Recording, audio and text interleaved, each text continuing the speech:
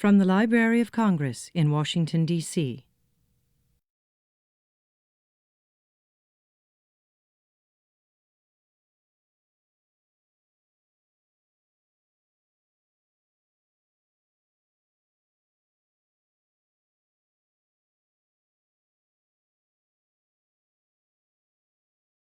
Good afternoon. I'm Peggy Pearlstein, head of the Hebraic section here in the African Middle Eastern Division of the Library of Congress. Welcome to today's program, in which Yermiyahu Ahron Taub will read from his newest book of poetry, Uncle Feygele. Almost 2 years ago, on June 4th, I introduced Aaron, as we know him here at the library, at a program of poetry reading when he read from his book, What Stillness Illuminated, shtilkayt baloykhtn. That program, like today's, was webcast and now appears on the library's website. Aaron is also the author of the Insatiable Psalm, which explored the love between an ultra-Orthodox Jewish mother and her increasingly less Orthodox observant son. Aaron's Yiddish and English language poems, one of which was nominated for a Pushcart Prize, have appeared in numerous publications, including the Adirondack Review, The Forward, and Prairie Schooner. Jewish Spring, a poem from Uncle Feygele, appeared in the Jewish Forward in its April 18th edition this year to commemorate National Poetry Month, in which a different poem was published each day during the month. Born and raised in an ultra-Orthodox community in Philadelphia, Aaron studied at yeshivot there and in Baltimore. Aaron is a Phi Beta Kappa, summa cum laude graduate of Temple University in Philadelphia. He has an M.A. in history from Emory University in Atlanta and an M.L.S. in library science from Queens College in New York. Active in the Association for Jewish Libraries, Aaron is a senior cataloging specialist in the Israel Judaica section of the Asian and Middle East Division of the Acquisitions and Bibliographic Access Division of the library. He's currently serving as acting section head and spearheading the section's physical move over the next 2 weeks while its quarters undergo renovation. Aaron's new book will be for sale and autographing following the reading. And now, Aaron.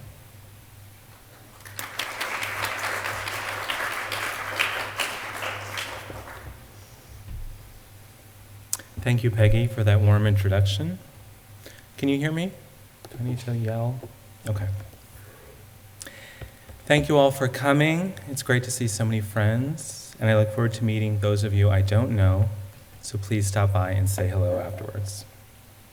I want to thank Peggy and Ann Brenner for their invitation to share my work, for organizing this program, and for providing such a lively forum for artists, scholars, and writers. I honor the life and work of Susan Bright, the founder of Plainview Press, the publisher of my book, herself a poet and a force for literature and social justice in Austin, Texas for many years. I am deeply grateful to Susan for her support of my poetry and for her work on this book. Tragically, Susan died suddenly at the end of 2010, shortly before its publication. I thank Pam Knight for helping to bring the book out, and both Pam and Sherry Palisco for carrying on Susan's legacy by continuing the work of the press. Uncle Feygele brings together poems written over a period of approximately 17 years. It includes some of my earliest to some of my very latest poems. Unlike my first book, and Peggy mentioned them both, The Insatiable Psalm, which focused on one relationship, that of an ultra-Orthodox mother and her gay son, and my second book, What Stillness Illuminated, shtilkayt baloykhtn, in which all of the poems were untitled and 5 lines, and in English and Yiddish. Uncle Feygele is broad in scope and varied in form. The title character is poised between the deeply religious world of his youth and his queer present.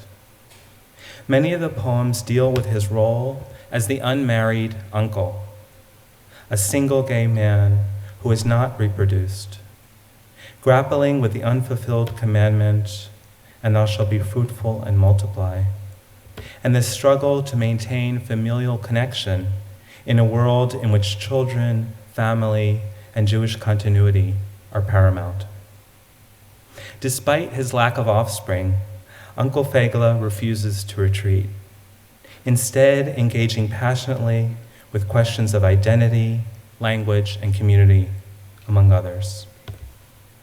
Along the way, he encounters or glimpses figures from history, such as the social democrat Rosa Luxemburg, the anarchist Emma Goldman, the Hebrew poet Rachel, and contemporary life, such as NPR reporter Silvia Poggioli, if I pronounced that right, as well as imagined characters who provide inspiration and fellowship.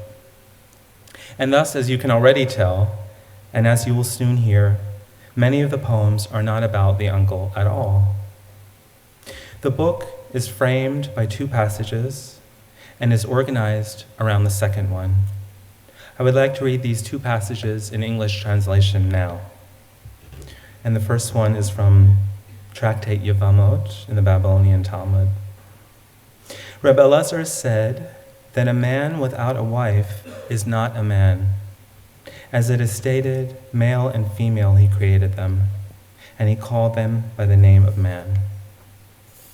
And the second one from Deuteronomy, assemble the nation, the men and the women and the children and the stranger within your gates, so that they may hear and that they may fear the Lord your God and take care to perform all the words of this Torah. The movement between these two epigraphs, then, encapsulates the movement of the uncle himself from negation to participation in the affairs of the nation.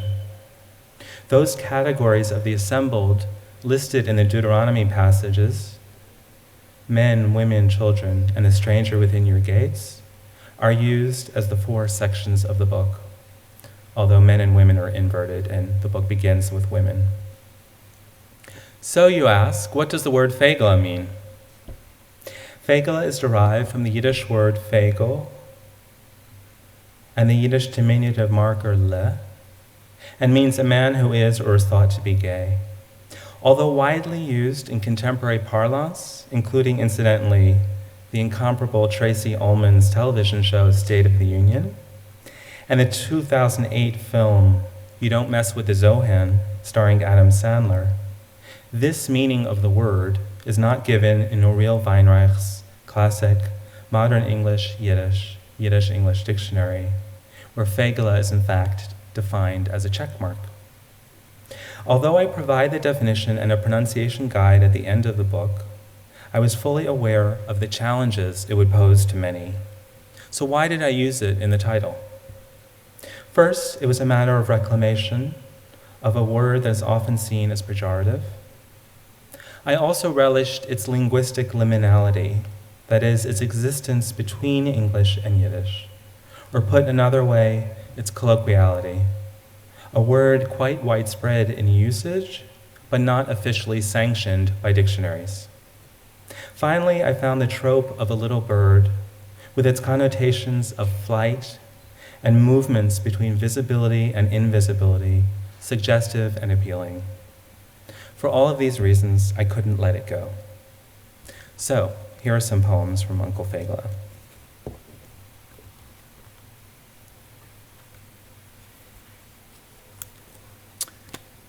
This first poem is called Awards Night Apparition.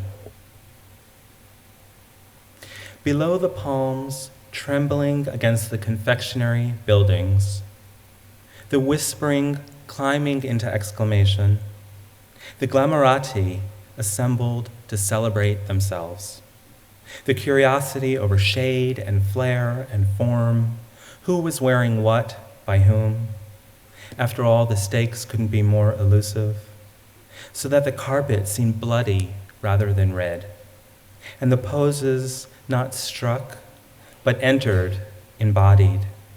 So effortless, unstudied, all this had to seem. For there was little time, so impatient were the camera's clicks, when she appeared, in her tatters, mousy, no dun colored, barn-scented, hunched over, but also swelling outward, looking upward.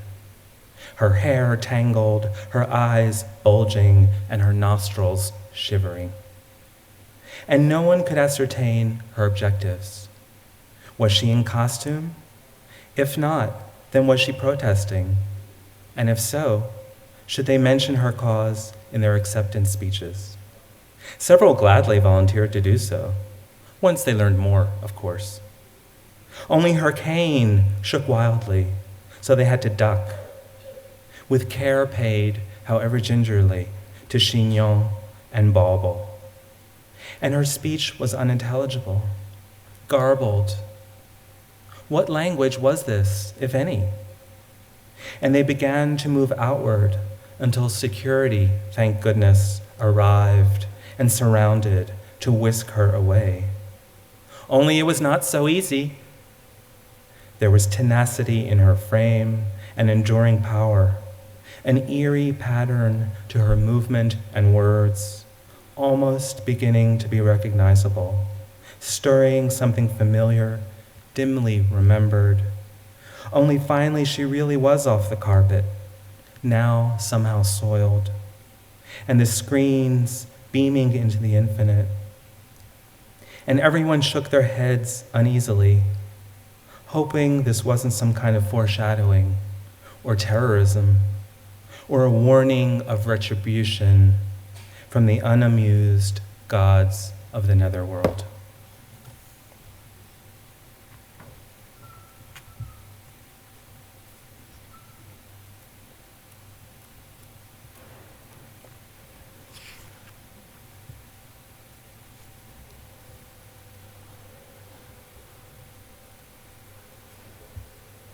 Spinster's Lament. The painting of the rabbi purchased from the homeless man on 6th Avenue for $10. His prayer shawl, framing eyes, frowning upon my barrenness. The pea green vase purchased on the streets of Columbus Circle with its Made in Italy stamp on the bottom, thinking, probably it wasn't, but savoring still its roundness, its squat insistence. The stained china cup with its pattern of irises, at once delicate and modernist, from which I sipped and struggled to master the edicts of my fathers. That copy of Kenneth Clark's The Nude that I spotted at the 4 o'clock as the 4 o'clock light poured in through the trees of Tompkins Square, shadowing your shoulders arched over turrets of military history tomes. The Jenny Lind bed, rescued from that barn in the Finger Lakes, nearly asphyxiated by rat droppings and dust, where you loved me with such focus that one November night. The Psalms I clutched as I slithered into the Ukrainian church from the downpour after our last pierogi lunch, and murmured feverishly to foreign, equally indifferent gods. The quilt, never littered with cat hair, wrapped around my sensible frame those decades of Decembers, even as I prepared for the arrival of the chariot, drawn by bejeweled stallions. Who will cherish the provenance of these objects? Who will say Kaddish for me when I'm gone?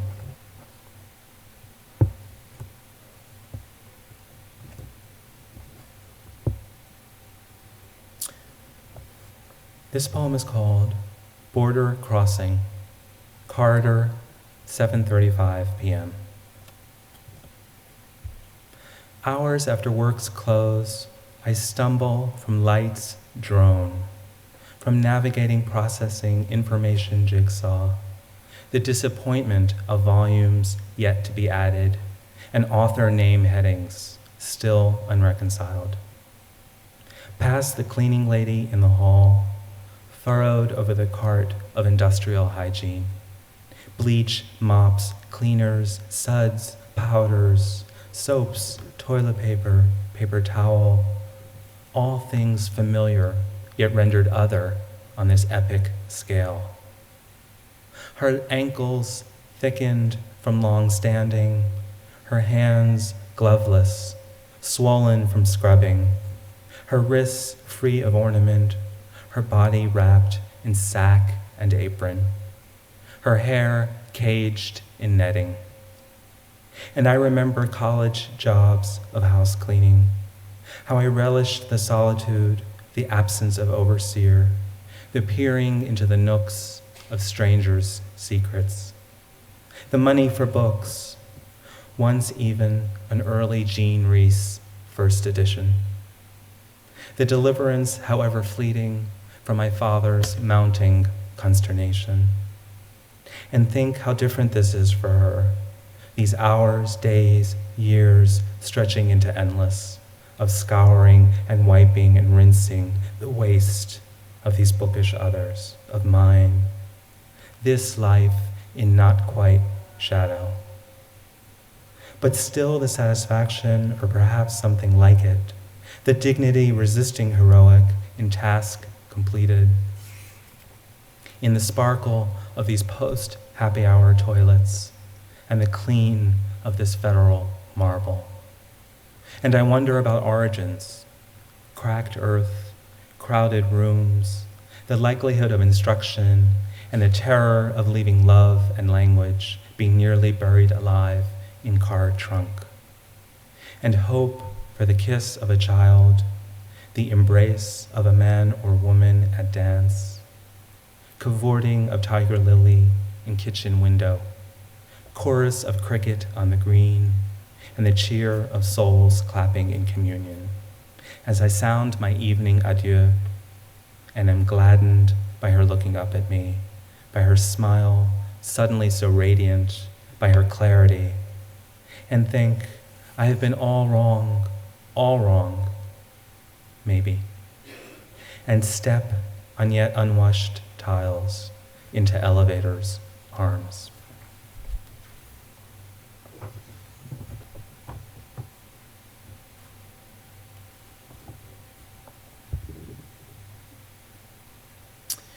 This next poem is called To the Poet, No Longer Young, Introverted by Nature. And the title is a play on Rilke's Letters to a Young Poet. If literature, despite Oprah, thrives at the margins, yours is surely the most marginal of the literary arts.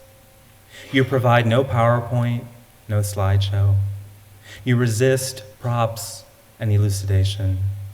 You claim no expertise, no decades in archives, no power to foam or foment on talk radio or cable television. And even among your peers, you will never work a room. You will never master the between poem patter, the strategically placed joke. Awkward at gatherings where such skills are honed, never having undergone the camps and factories, yours will be a path of stone and struggle. But the example of Emily Dickinson is no option either. The life of seclusion, reified in the rarefied home, and forever in legend, cannot be yours. You know this, even if after these many years, your audiences grow no larger, and the solitary chamber seems increasingly seductive. Speak your words with precision, without adornment. As they foray into the room, let the quiet be their guide. The bob of the head, the intake of breath will sustain their navigation.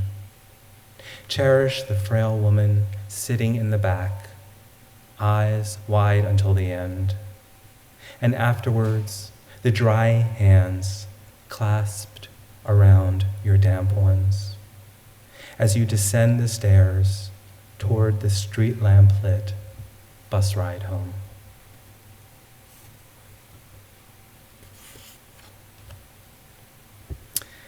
This poem explores a relationship that gets all too little attention, and the poem is called Fag Hag and Fag Approaching Daybreak.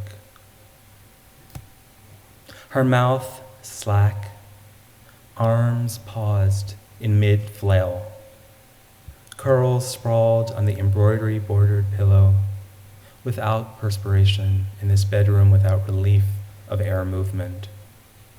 Breath rising evenly, having returned somewhat early from Balkan dancing, or perhaps salsa, pirouetting between shifting nations of desire. He sits in quiet, jarred from fragile somnia, on the chair by her mirror below the black and white photos, and the shrine of East European guidebooks and maps, the old country tapestries invigorated in the receding nocturne, and gazes upon her oh how well he knows outline, but then bends to trace his fingers on her skin, electrified by its smoothness, softness, uninterrupted by thoughts of experience, their thrift shopping expeditions, their world music concertizing, art films, the travel, the phone calls, the talk, always the talk. Hours passing past. The dance halls, the Friday night dinners surrounded by hipsters and Slavs. This love that can't be depicted by lists of activities or measured by the quivering of landmarks, but only by pleasure deepening, joy expanding, loyalty unflagging. Over the years, the good times, and the hard times, as they say, yes, those too. Tricky to put decades into words, these few, but also the men, hers, the excitement, determination, trying to be open, but still with etiquette observed, upheld. The feminist, thrilled by chivalry.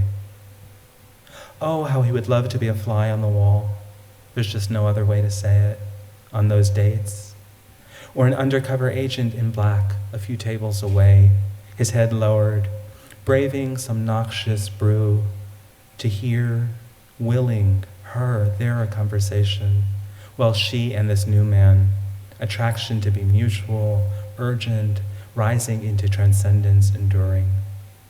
Never mind whether she can bring him home to Tati, to father. May this man be the one for her.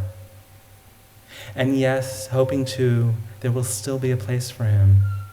Not a threesome, but the proverbial chair at the table, or somewhere in the house in any case. He can't not think about that. How could he not? Only instead, he's here, stroking a lock from her face as she murmurs, tosses to the other side, as he returns to her bed, neither maidenly nor nuptial, grateful for this sanctuary between dreams and his resting angel.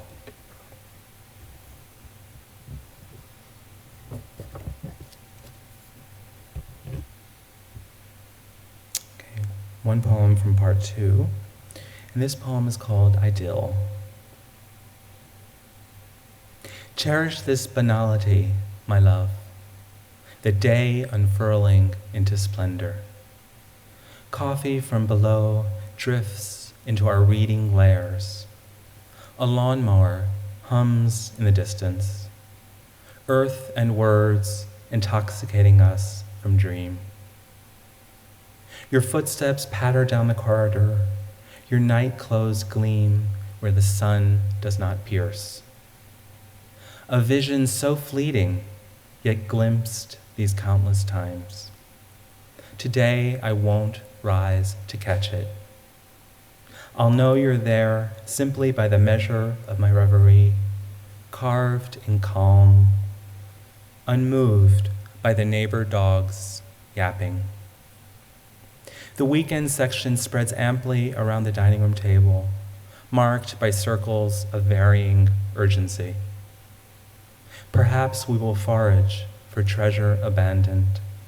Perhaps we will sample the fruit of vineyards coaxed into perfection. Before we go to wherever we go, I want to lift your hair, nuzzle your nape, whisper my tender, grateful nothings. Whatever these hours shall hold, this is good, this is plenty.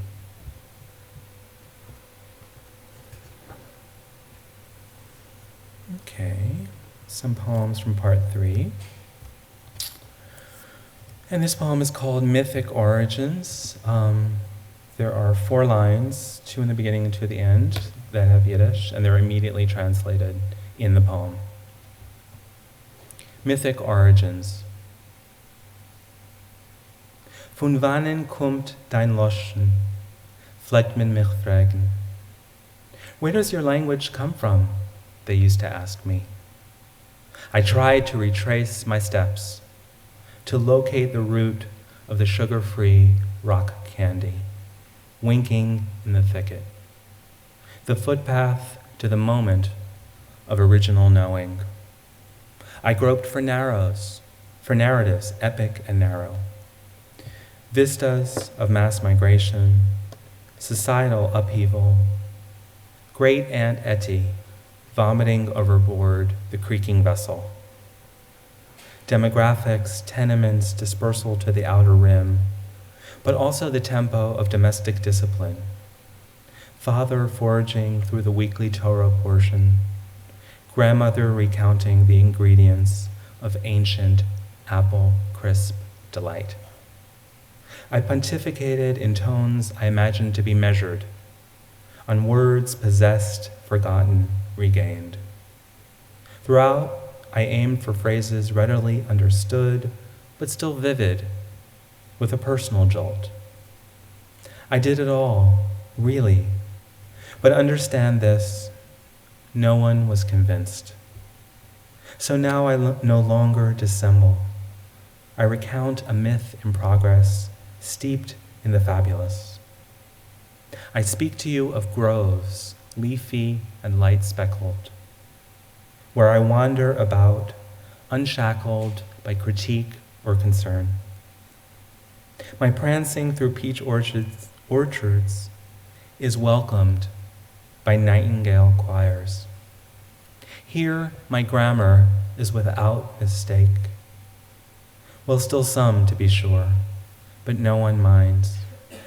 The broken glass of wrongly placed preposition, the thorns of adjectival disagreements glitter yet in satanic pursuit. I can't avoid them, you see, but strangely, their daggers draw no blood. The waves of my beloved's beard tickle my naked limbs. His lips never tire of my form that he insists on calling pearly, much to my mockery and delight. His furry mass envelops me as he too forages, like father, only for redemption of a different kind, without restraint or shame. Arms supple around me, tendrils of hair escaped from her kerchief. Singt die Mame in euer Arein, Lieder von andere Ganeden Steshkes. Mother here sings in my ear lyrics of other paradise lanes, her voice unravaged by disease and longing.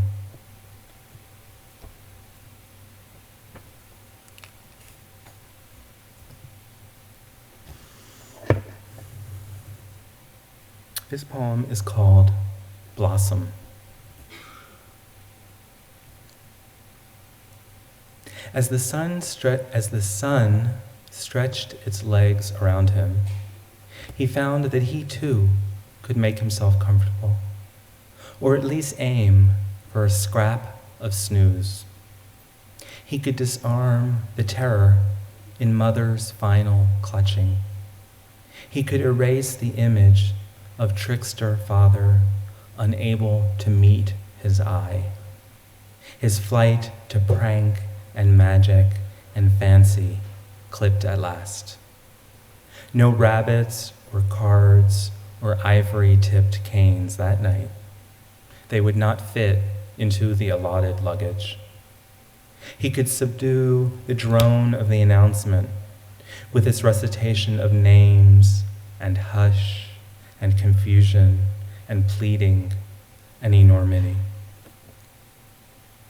The faded animal smells felt so reassuring against his still crisp herringbone wool suit as he remembered outings to the mountains and the swarms of goats nuzzling his hand with the ticklish tongue of their acceptance, and the country lady explaining their ways. Not so very long ago either, all of that. He bit into the rolls that mother had packed and was surprised by their freshness. He realized he was losing track of time, the order of things. He thought about his old pals, the gang, Greta, who almost never spoke, but whom he could always understand, Dee with his frog collection, his damp breath, his habit of breaking suddenly into cartwheels, until they were no longer permitted to come, until they stopped coming, until he had to leave school entirely, until some big boys forced him to pull down his pants and beat him there, until he slipped into a fog of dread without end. Imagine his surprise then, when tonight, after he had removed his clothes, folding them on the hay, he looked down and saw that a foreskin had spontaneously sprouted. He touched himself to be sure, and yes, it really was true. But it's impossible, he kept whispering and rocking. It's impossible, whispering and rocking. Only a mouse, equally unsettled, witnessed his insistence.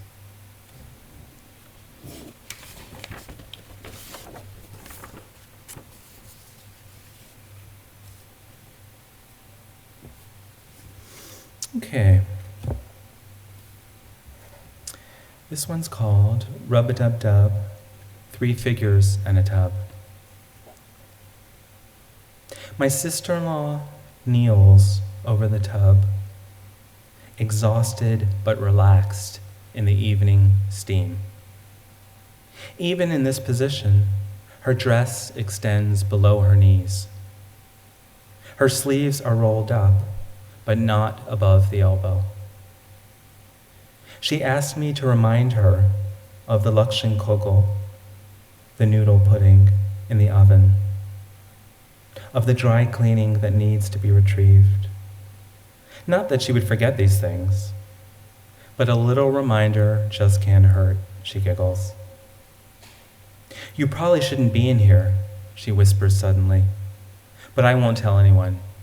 You can stay. I wink at her, knowing she won't see.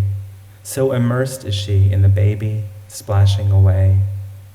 Where's baby going? She asks. Show uncle your ducky, she coos. I squat to marvel at the toy and the baby's chubby strawberry cream perfection. Dangerously close to her mother, I nuzzle baby's neck, feeling the happiness surging in her, the water prancing all around. I stay down with her, seeking to trace the arcs of her gurgling, swatting away at the need, once thought dormant, that she has unleashed. Okay, in poems from the last section, and this one I'm going to read in English and then in Yiddish, and it's one of 6 poems in the book that has an English and a Yiddish version. It's called Nostalgia. In the city of my birth, a calm pervaded the millenary. Black was the choice of men.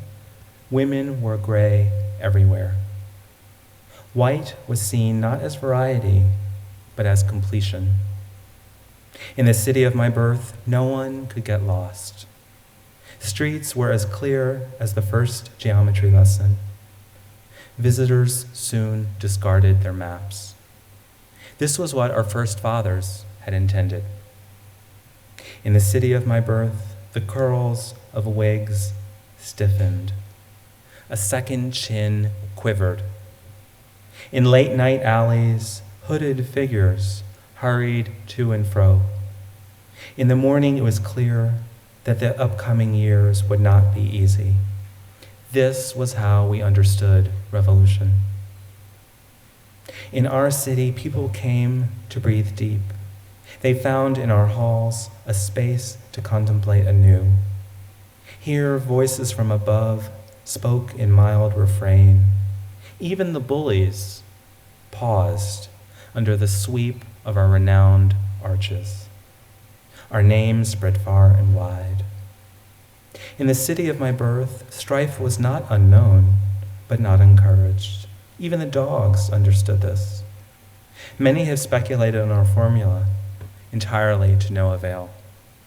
Our love was called brotherly. However, there were those who were seduced by other cities, drawn by brighter color, a more varied music. We imagined we could simply transplant the legacy of our city, and that our role of emissary would be welcomed. But the city of our birth refused to release its secrets. We always praised the city of our birth. We spoke of all that it had bequeathed us, never of ourselves as thieves. Only in the moments before sleep did we sometimes remember the final closing of the city gates behind us, the intimate fury of their slam. Bänkschaft. In mein Heimstadt hat Ruhe beherrscht die Putzerei. Schwarz haben die Männer ausgeklippen, die Frauen ständig in Grau. Weiß ist gewinn bei uns, nicht kein Variant, nor amin Ganzkeit. In mein Heimstadt hat man Verblongen nicht gekannt. Die Gassen seien gewinn klar wie eine erste Geometrie-Lektie. Die Gäste haben sich weggeworfen sehr Mappes. Also ist gewinn die Kavane von unserer Office. In mein Heimstadt seien die Schädellocken steif geworden. A Geuder hat gezittert. In spätnachtige Gässlach seien bekartete Figuren gelaufen ahin und zurück. In der Früh ist klar geworden, als die Zukunft wird nicht sein gering. Also haben wir verstanden Revolution. In unserer Heimstadt seien Menschen gekommen, atementief. Sie haben gefunden in unsere Saalen, wo zu klären aufs Neue. Da haben Keuler von Euben gerät in einem milden Refrain. A viele die Britannes haben sich abgestellt unter den Farnen von unserer berühmten Beugens. Unser Schem hat sich verspreit.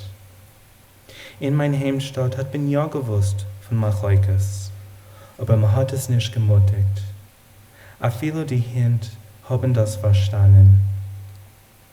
A Sachmenschen haben sich vertracht wegen unserer Formel, aber umsist. Unsere Liebschaft hat man angerufen, brüderlich.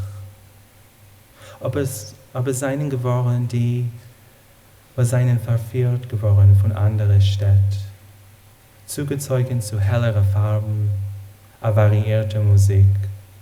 Wir haben gemeint, als wir können überpflanzen die Rüsche von der Stadt. Und als wir wird warm aufnehmen, unsere Rolle von Schliach.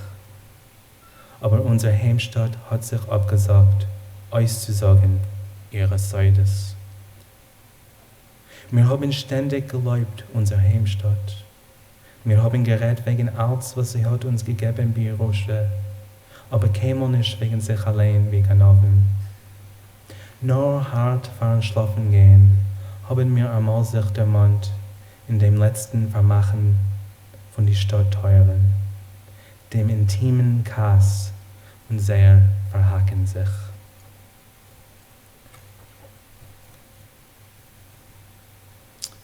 And this poem is called Jewish Spring, and it's about Jewish anxiety in the midst of abundance. Winter birds brush our face in farewell.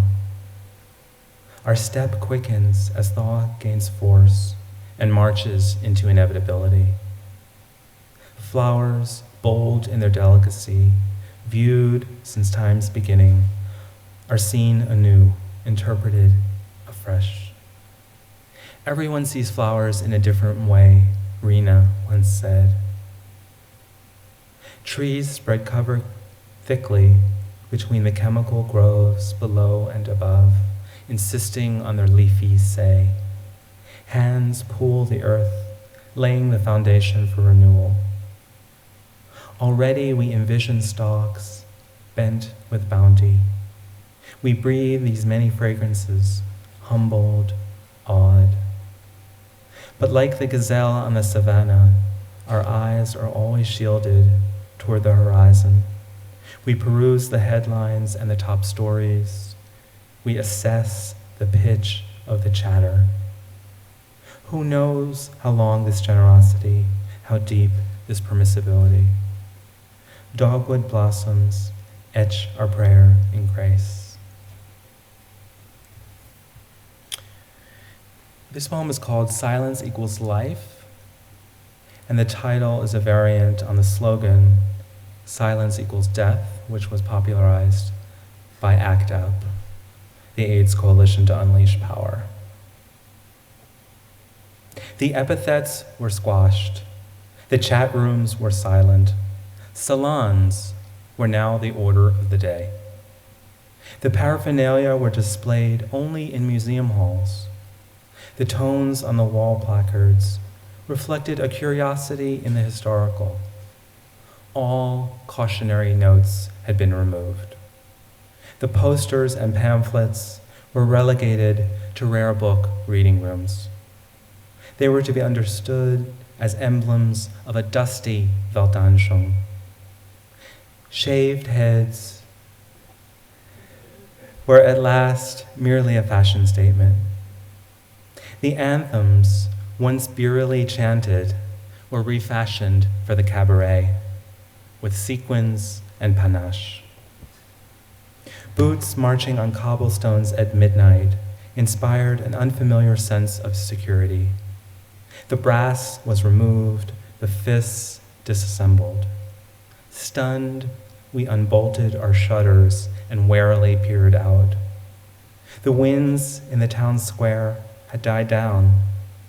The garbage fluttered no more. We were no longer despised. And this poem is called Alternative Yuletide, and it's about that long-standing urban Jewish tradition on Christmas, which is a movie and then Chinese food. Alternative Yuletide. No, this isn't what you think. This won't be a poem for Jews for Jesus. There won't be a dilution of symbols here, nor a call to theological potpourri. No, this won't be an Irving Berlin-ish revelry, sparkling in sleigh bells and whiteness. Instead, there'll be gratitude for the day off, for the streets so desolate, for the stores sealed. There will be relief in freedom from obligation and the search for objects. There will be contentment in apartness, in not looking in from the outside. We will meet beneath the cinema's neon-rimmed crystal chandelier. Consider the various offerings without hurry, and despite the queues, without stress.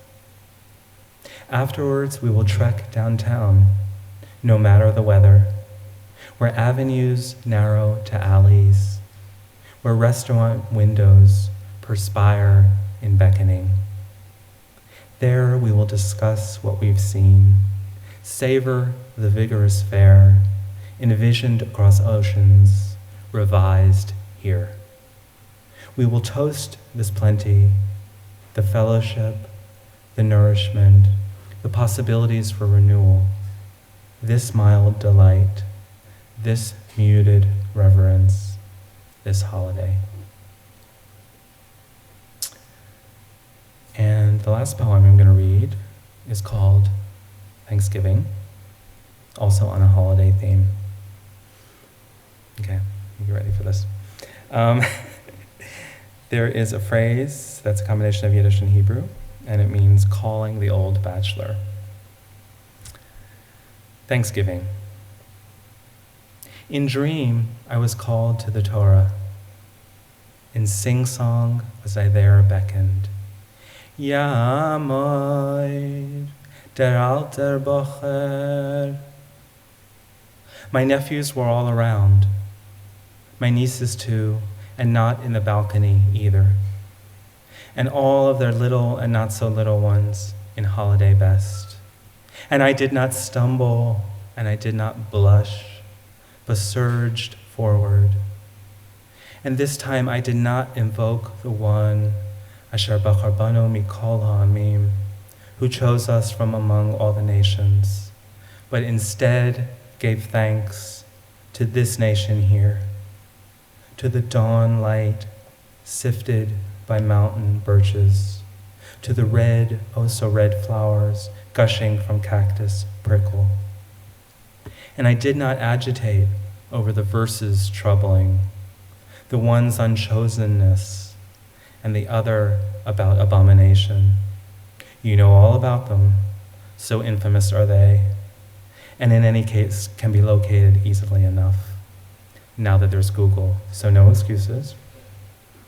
But neither did I circumvent them skittishly, and thus I did not instigate unease, nor approval, but only appraisal, until my song was accompanied by those who knew the melody all along, coursing somehow into togetherness hitherto unexperienced, until the borders of I expanded, crumbled, until there was no longer an I, but only we, us, not vague or diffuse or mystical, but altogether lithe and exhilarating. Was this what Freud meant by oceanic feeling? Only I'd never been so blessed in my retreats, the meditations on the boulders aloof by the sea, so that others, many others, came to join us.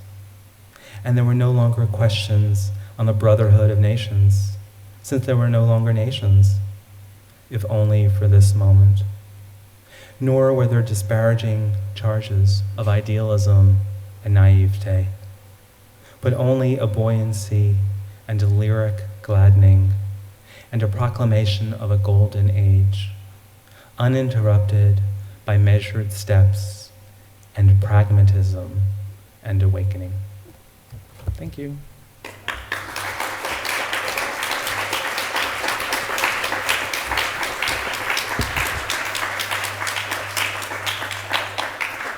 That was wonderful. Any questions for Aaron? I need to hydrate first. Okay. Behind Anne. Yeah. Michael. And can you speak loudly?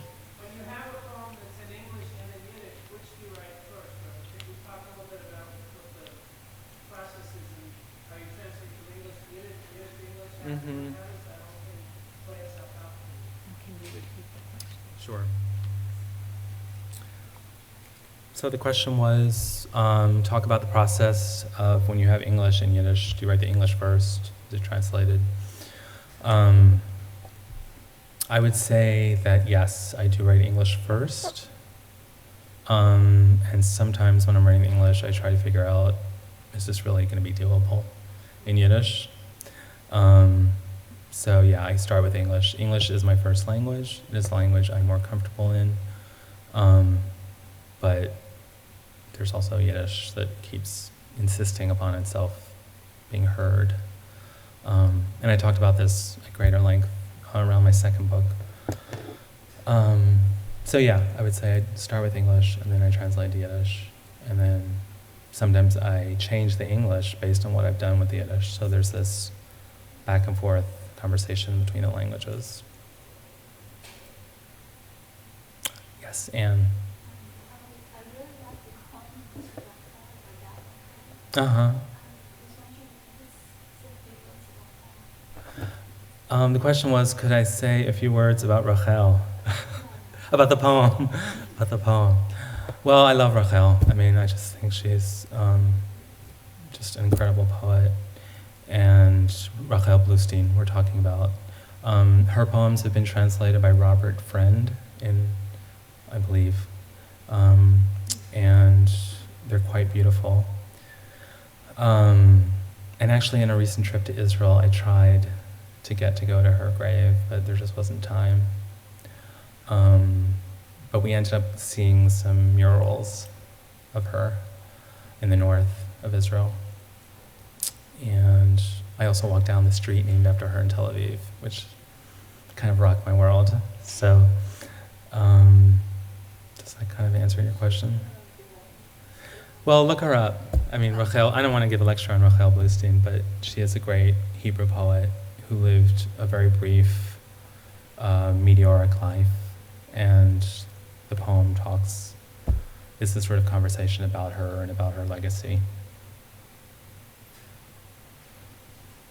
Yes, Lee. Just one question. Okay. Have you been translated into Hebrew, your poems? Okay, no, that was easy. Well, then the second part makes no sense. Oh, okay. I am very interested in the translation of poetry. Is it a new work or is it an old work? So, in other words, does it become the translator's, or is it, for instance, it's Rachel? You say you've obviously read her both in the Hebrew and the English? Yeah, but without the English, I needed the English. Yeah. But it doesn't make sense. I was just wondering, since you were published and forward, whether you had been translated. Not yet, Not yet. No. not yet. I have one last. Oh, yes, sure. One last question. I love the cover of this book, so could you tell us a little bit about it? Okay, sure.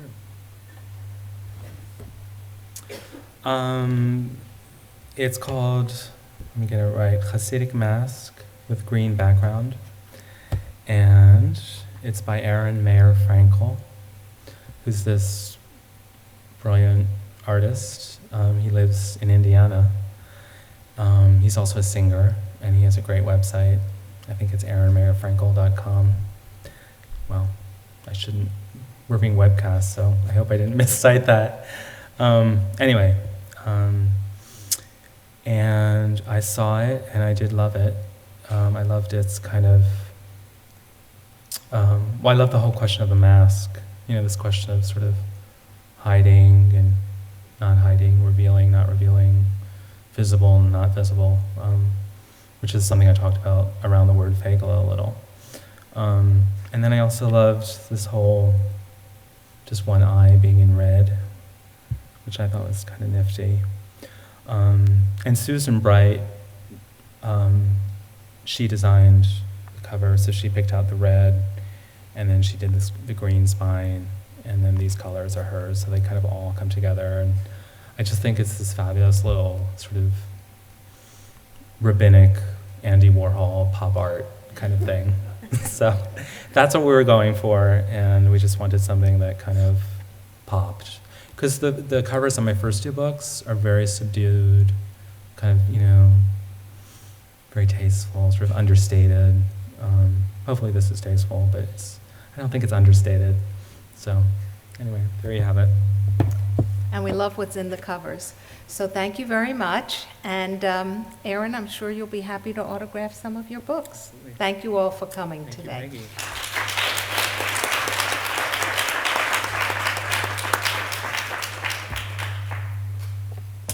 That was wonderful. I'm just going to ask you to sign before Oh, yes, you I leave. thought I already did.